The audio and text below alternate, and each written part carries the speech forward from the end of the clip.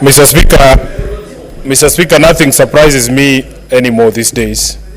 I have listened quietly in shock as a classmate of mine at the University of Nairobi Law School misleads the House on the provisions of the fourth schedule of the Constitution of this country that very clearly, Mr. Speaker, distinguishes between housing policy that is a national government and housing itself, which is a devolved function.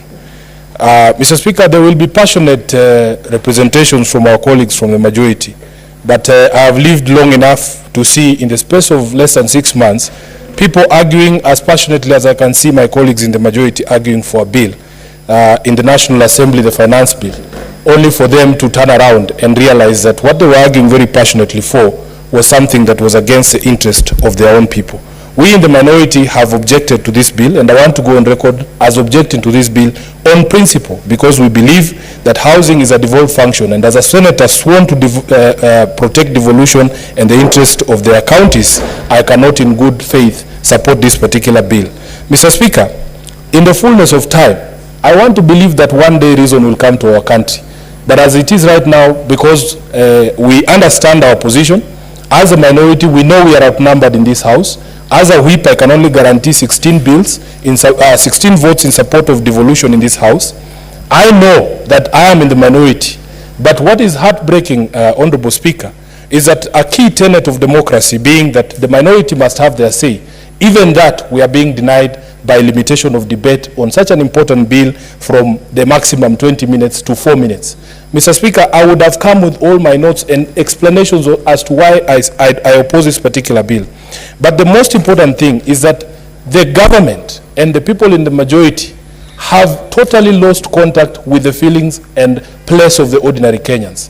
One of the biggest objections to this particular bill is the actual levy. If you look at the ordinary people's pay slips, Mr. Speaker, they can no longer be able to carry any more burden. People have been taxed to the bone, Mr. Speaker.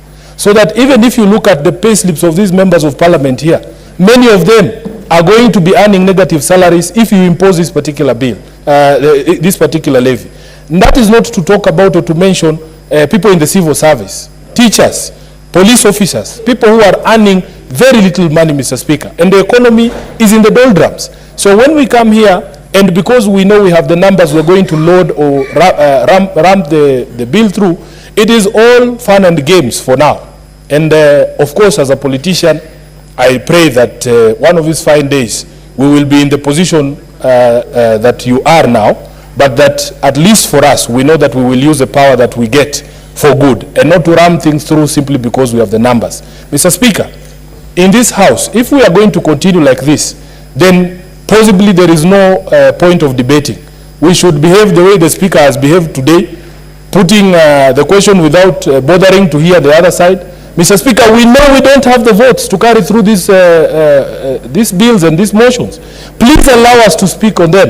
That is the key tenet of democracy. And I can say, without fear of ever, that today I'm embarrassed, Mr. Speaker, that you are my classmate at the law school in the University of Nairobi. I thank you, Mr. Speaker.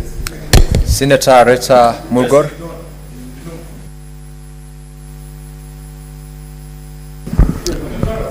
Thank you very much, Mr. Speaker, for giving me the opportunity to also add my voice to those of my colleagues. I think up front, I would like to say that I very strongly support the housing motion because for those of us that have lived outside this country, we have enjoyed housing that are made and built and set up by governments using taxes of the citizens. I remember I was working as a librarian in a university and a foreign student, and whatever little money I got after working for 2 weeks, the system made sure that I paid tax, whether I liked or not, and whether I was a student or a full-time worker. And so we visit places and see wonderful housing setting, and people live in better houses. And we wish it happens in Kenya.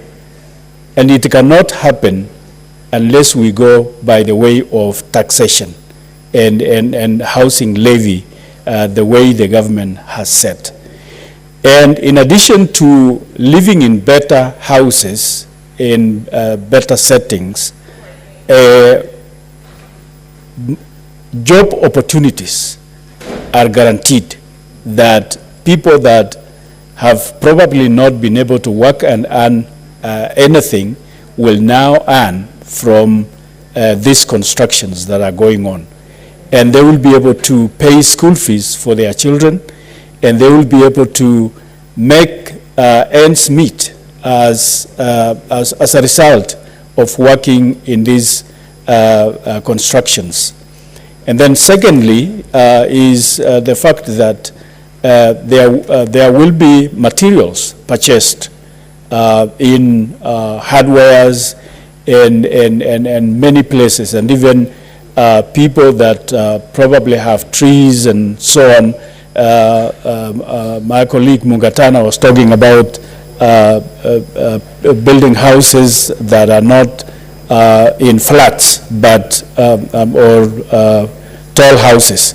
So he will be busy providing poles and posts so that the elevation or elevated settings will be able to benefit from those trees and poles.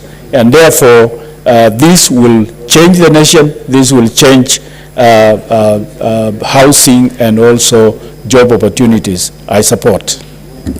Senator Mogeni Eric.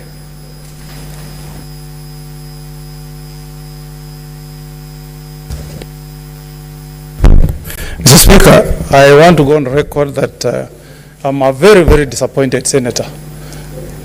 Mr. Speaker, I combed through the court decision that nullified the housing bill.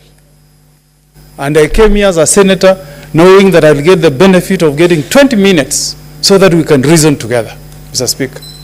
But instead, Mr. Speaker, you want to push things down our throat by even denying us the right to speak on behalf of the people of Nyamira who have elected us. This is not the democracy that we fought for. And we must suffer collective shame. All over the world, Mr. Speaker, a Senate, an upper house is a deliberative house. We don't mind you pushing through laws, but give us a right to at least go on record that we have said what we need to say as the minority side, Mr. Speaker. What am I going to say in 4 minutes, Mr. Speaker? This is the High Court decision I'm holding. What can I say in 4 minutes?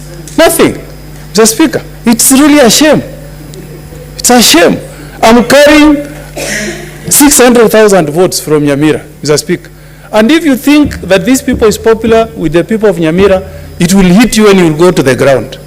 I saw Senator Kalwele on TV, Citizen, cheating the people of Malinya, Isuha, that the affordable housing is asking for them to save money. It's not, Mr. Speaker.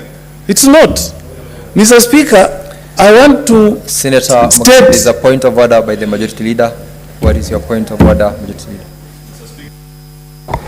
While I could allow other senators to get away with certain things and insults that have been traded this evening, I don't think I can allow the senior counsel. He's an elder of the SDA Church. He's a senior counsel. He's a respected member of this house. He knows very well that you cannot have it on record that you accuse another colleague of cheating. That is unparliamentary, Mr. Speaker.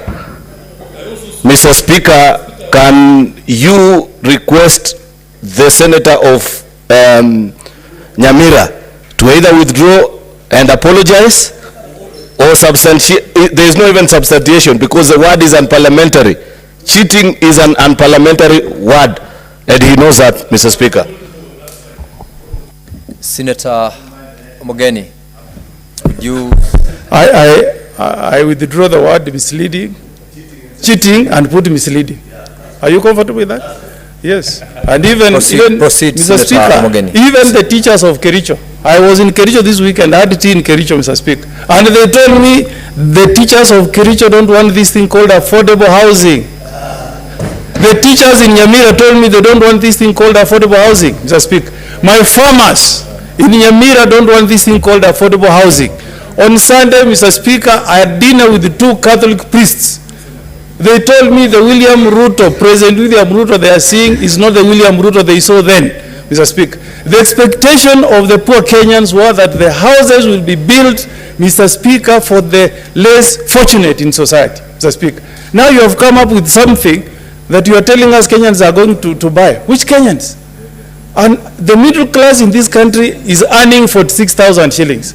Already, Mr. Speaker, if you got, I've been sent a payslip as I was seated here by a teacher, earning 49, tax has taken everything, Mr. Speaker. For whom are you constructing these houses, Mr. Speaker? For whom? Section 2A was rushed on an afternoon on the floor of this parliament, Mr. Speaker. We had to revisit it. The country went through a lot of turmoil before it was deleted. I was in Libya in 2009. Nobody could dare question Gaddafi. I was there with 2 members